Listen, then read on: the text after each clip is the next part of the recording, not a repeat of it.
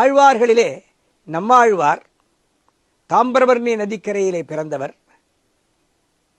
வேளார் என்ற குலம், அதாவது க்ஷத்திரிய மாற நாடார் என்ற குலத்திலே பிறந்தவர். நாடார்கள் என்று ஒரு ஜாதி உண்டு. அந்த நாடார் குலத்திலே 7 உள்பிரிவு. சூரியனுடைய வம்சம் என்று சொல்லுவார்கள். சூரியனுக்கு 7 குதிரைகள், 7 குதிரைகளும் 7 தேவதைகள். அந்த 7 தேவதைகளின் அம்சமாக 7 உள்பிரிவுகளை உடைய குலம் நாடார் குலம். அதிலே க்ஷத்திரிய மாற நாடார் என்ற குலத்திலே காரிமாறன் உதயநங்கை என்னும் ராஜ தம்பதிகளுக்கு மகனாய் பிறந்தவர் சுவாமி நம்மாழ்வார். அவர்தான் திராவிட வேதத்தை நமக்கு கொடுத்தவர்.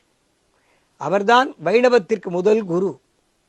யார் எந்த குலத்திலே எந்த வகுப்பிலே பிறந்திருந்தாலும் நாடார் குலத்திலே பிறந்த நம்மாழ்வாருடைய திருவடிகளை சேவித்தால்தான் இறைவனுடைய பூர்ணமான அருள் கிடைக்கும்.